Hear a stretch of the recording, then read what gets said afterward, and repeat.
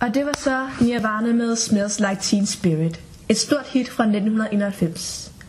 Godmorgen alle lyttere derhjemme. Mit navn er Stine, og jeg er jeres vært her til morgen på P525.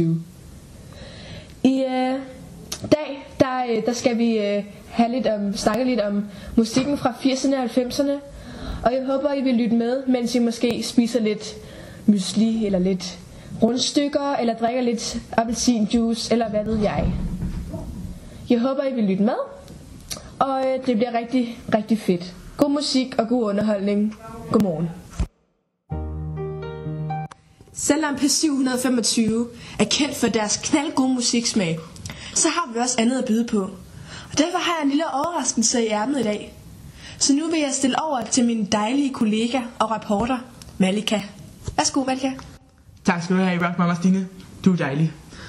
Ja, jeg sidder her sammen med Telestjernen, som er aktuel med første singlen med Næb og Klør, som er på hans nye album, som udkommer den 30. april 2012. Og sangen, det er en hyldest til ungdommens år og et farvel til barndommens land. Så gå ind og hør den på vores hjemmeside.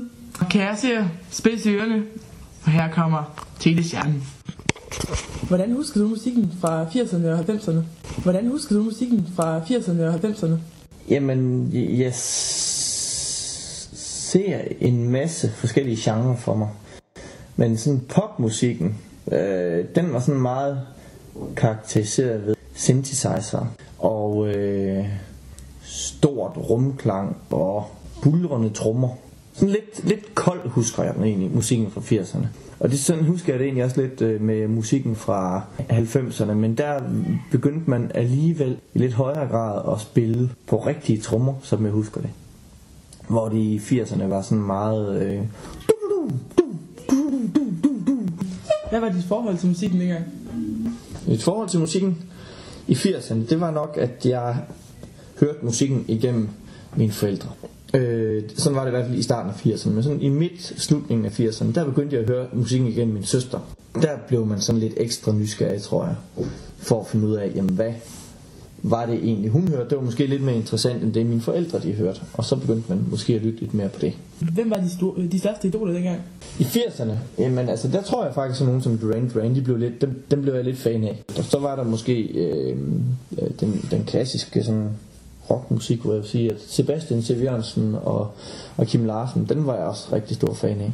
I 90'erne, der blev det sådan et sammensurium af alt muligt forskelligt, fordi der skulle jeg ligesom ud og snuse til nogle forskellige stilarter. Så der kunne jeg lide alt fra Metallica til De Nattegale. Nu er du jo musiker, så bliver du jo inspireret af musikken fra 80'erne og 90'erne? Ja, det gør jeg. Og hvordan? Jeg bliver faktisk inspireret både af musikken fra 80'erne og 90'erne, men også fra 60'erne og 70'erne. Sådan alt, der sådan ligger forud for nu. Hvordan har musikken fra dengang påvirket din musikkarriere? Man kan sige, jeg tror ikke, der var noget musik i dag fra min side, hvis det var sådan, der ikke havde været noget i fortiden.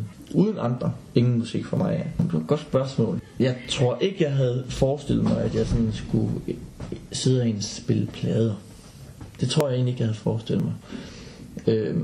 Så man kan sige, jeg tror, jeg har ændret lidt et syn på det. Hvis jeg havde set Kim Larsen på gaden dengang, så tror jeg, wow, der går en profet, der går en konge. Men hvis jeg ser ham i dag, så tror jeg, at jeg vil se lidt anderledes på ham som et helt almindeligt menneske. Hvordan tror du, musikkulturen kommer til at se ud om 20 år? Om 20 år? Jamen, jeg tror, at vi bevæger os mere og mere i elektronisk retning. Tak for det.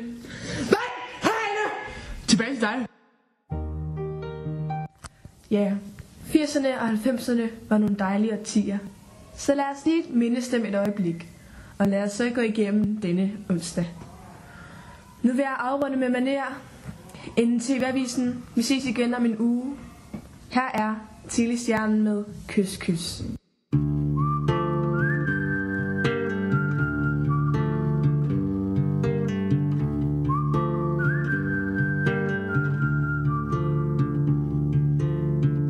Jeg løber rundt i cirkler.